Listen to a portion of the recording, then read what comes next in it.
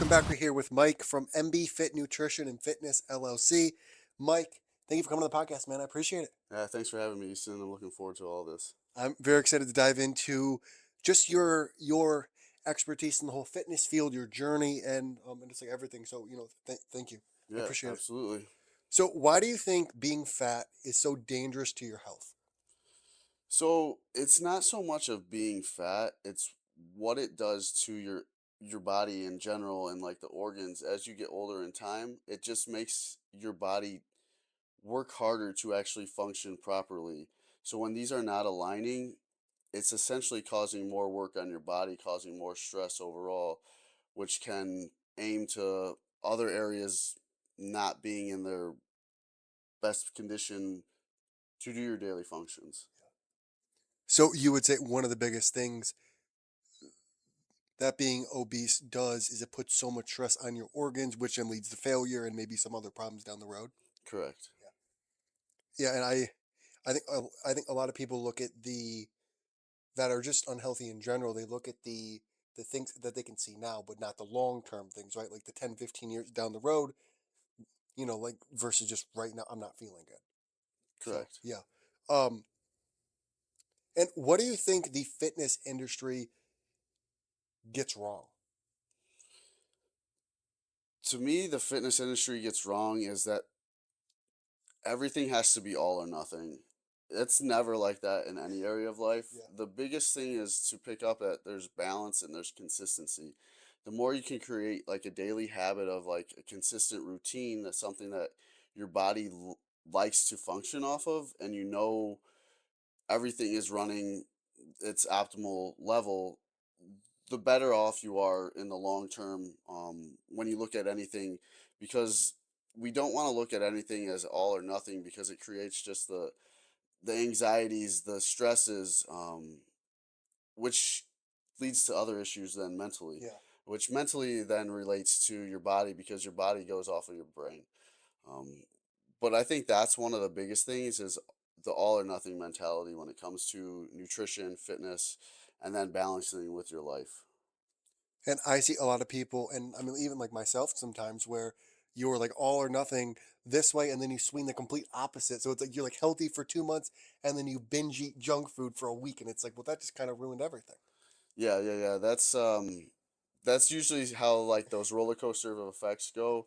But as long as like over time, if we get those roller coasters, the little hills to come down, that's is ultimately going to be like your biggest progress marker is to see how you can turn those big peaks and valleys into something that becomes more of little speed bumps.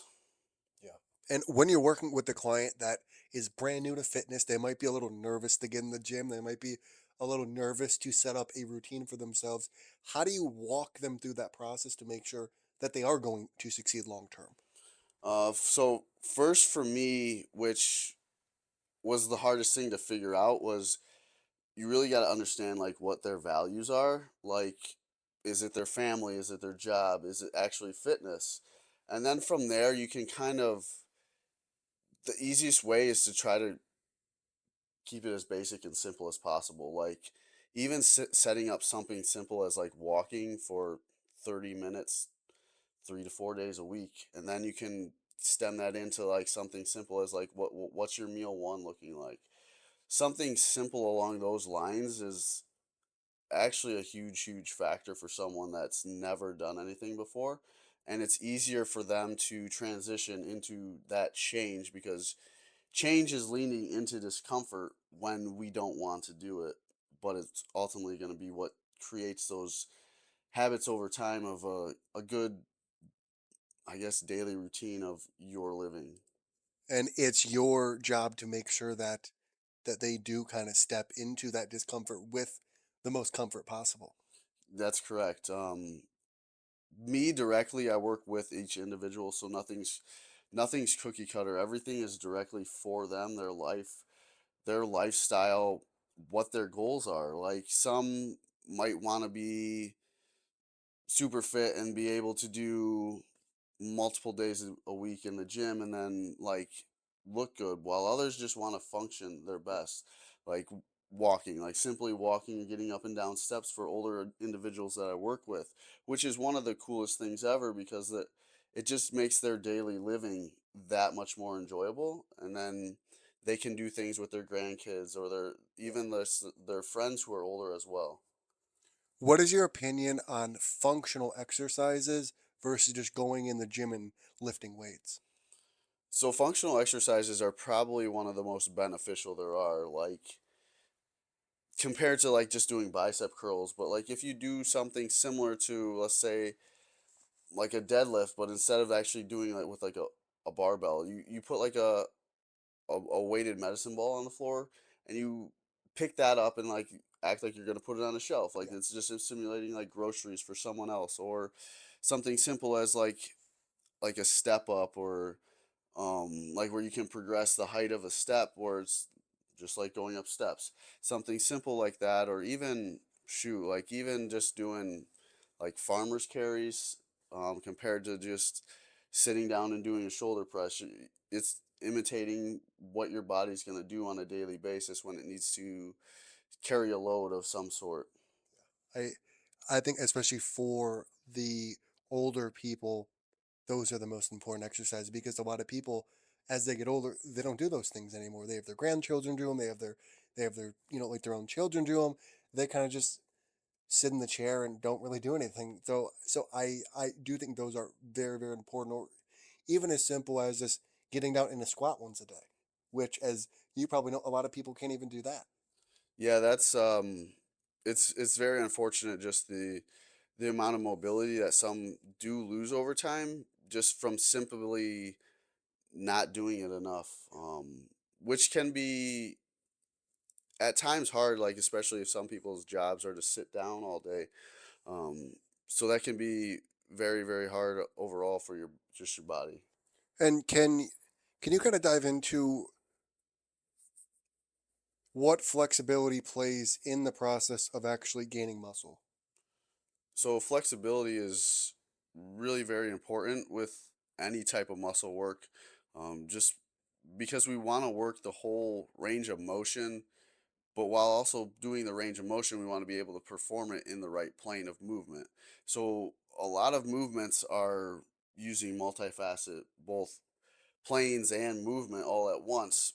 But if you're not flexible and you can't hinge your hips back to do an actual squat, you might be putting too much pressure on your knees versus actually using your hips, your butts, your glutes, your hamstrings, and your quads all in one movement, which is something that we like with more of along the lines of a full body exercise, which is what you're going to use most of the time when you're just functioning throughout your day, everything working together. So the flexibility part is very, very crucial.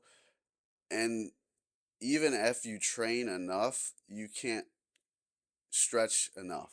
Yeah, Like it doesn't matter. You need to keep stretching. yeah, and you can lose it very quickly.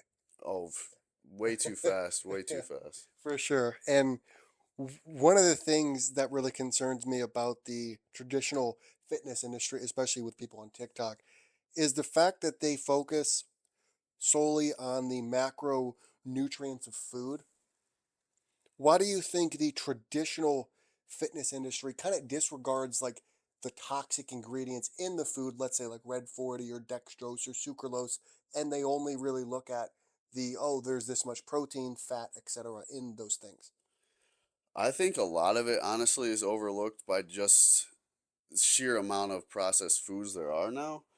But also people got stuck on the whole if it fits your macros, which I I don't like to follow, because macros may count for your overall calories, but if you're not taking in those proper macros Yeah, from the right sources that your body actually needs to function properly, it's still gonna be more detrimental to your health in the long term versus, oh well, I only ate 1,000 calories today, but it was ice cream. Like yeah. it's gonna be way different than if you had a balance of your a lean protein with veggies and then a good fruit or carb source that way. And I think you see a lot of people, like I mentioned, on on those social media platforms eating Chick-fil-A or eating Wendy's, and they're like, oh, it has 50 grams of protein, it has this, and they're jacked, and it looks good. But I also think it sets a very negative example for the youth of like, oh, I can just go eat 5 Chick-fil-A sandwiches, I can get ripped and jacked like this guy, and I'll be healthy. Yeah, a lot of those are just like a lot of like the TikToks and stuff are more superficial on the outside look when there's they might say that, but like what is their actual like full routine look like throughout a week? Like if that's one meal out of, let's say they have what 5 meals a day, so that's like 35 meals, one meal out of, so 34 good meals in Yeah, one meal. So it's the balance that they have overall is way different than looking at that as what they do on a daily basis. yeah. And now to move to the personal side of your life, what gives Mike's life meaning? For me, this has recently changed quite a bit just from me trying to find balance in my own Okay. life. But for me, it's definitely more along the lines of like my family, um, Emily, my dog Sonny, Hayden, Chase, my dad. A lot of them really started to is what fills me now with more joy is making those memories and moments with them and balancing then that with my fitness and nutrition, which I truly, truly love and will always be a part of me. But I want to have the enjoyment of what life is. And then, like, with that, fitness is my business too. So, like, that's definitely been what drives me and what makes me whole now too is making my business grow because I just love nutrition and personal training and all that together. Was there something that really kicked it off to make you say, okay, I'm putting too much focus in my fitness. Let's start to try to balance my life out here? So for me, it was really honestly in this last year, I just felt my body just felt like it was starting to break down too much where I was too on all the time with just fitness where my body started to tell me like let's let's take a look at what is fully going on so everything can really function for me best, but also for my life overall outside of just nutrition and fitness. And getting some of things like those are under control is extremely hard. Like for me, like with being a competitor myself, we always want to try to push harder. We always want to try to outwork the other person, but sometimes that less is actually more, which is more beneficial for me all around, including my body, um, internally too, like how my body's processing food, but then also like externally with how much time I can put to my loved ones and make those moments and enjoy everything that's around me. And have you accomplished what your younger self wanted to do? I mean, we're in a way, yes, but in a way, no, because you always want something more when you're younger, but when you're actually there, you are always creating ways to improve and keep going further. So in a way, yes, with saying yes, I created the career and life that I wanted to with what I do in my business, which I absolutely love. And if I would have looked back on that from 10 years ago to now, I would have probably said that would have been impossible until I actually put my mind to it. But then at the same time, I would be like, no, because I always know I can improve. But that's always a constant thing. If you have something that you're striving for, you're always going to seek something more when you get to the end result. So like the biggest thing to always look at when you make a goal is like if you get there, like okay, what does that mean? Like what are you going to actually feel if you woke up the next day and you had that result? Like are you going to be satisfied or are you going to still be like okay, what's the bigger picture now? Yeah, So there's always room for improvement, but you can always be happy with where you're at. for sure. Absolutely. And I think as an entrepreneur and as a competitor, like you mentioned, there's always that goal of like, okay, I got here, and even sometimes I feel like we don't even have time to enjoy what we've done because we're so focused on, okay, I did this, now what? I did this, now what? And we almost very rarely never stop to enjoy what we've done. Exactly. That's one of the hardest things is just letting certain days come to you and just be like, okay, I can take a deep breath, I can see Yeah, and be happy with what's here and enjoying this moment. But then like the next day, brakes are off and you're full go again. for sure. I have two more questions for you. All right, awesome. If you could have dinner with two people, Mm. one person from the past and one person from the present, who would it be and why? Okay, so from the present right now, ooh, that one's hard, but man, I would probably say probably for me, probably like Austin Matthews, just because I'm a big hockey fan. Okay. Like, um, just diving deep into his brain of like what motivates him, what things like when the pressure's on, like how does he handle that? How does he manage other like life factors too, like when things are so busy. So that would be like my present. My past would definitely be my mom, Okay. because she passed away in 2022. So for me, that was one of the biggest driving factors behind anything with myself. Was she was my biggest support and always will be. So like if I could just show her and tell her and just express to her like the love and thanks for everything, that would be one of the coolest moments for me. What do you think she would say to you? I think she would be super, super happy and proud. Um, and honestly, probably would tear up a little bit that like I have my own thing and I'm doing what I really want. I Yeah. love it. I have one more question for you. Why did you decide to partner with us and offer the discounts? I wanted to partner with you guys because for me as a small business, getting m- myself out there in a way for a platform to actually back me and work so well with each small business where the return is going to be more beneficial for a whole versus just one person. So with having that backing of a process like what we have now where we work together to for the benefit of each one with a small discount like that and driving up extra, um,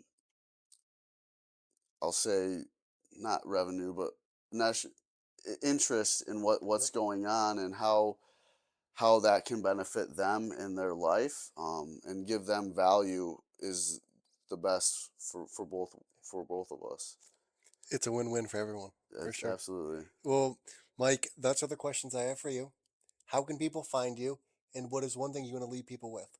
Awesome. So they can find me on Instagram at MBFit1. I'm on Facebook too as MBFit. I also have a website at mbfitcoaching.com. Um, and then what people want to know about me is like if you're interested in changing for the better and want to push yourself to be the best that you can, reach out to me and we'll meet your goals. Awesome. Well, Mike, thanks, Matt. Appreciate it.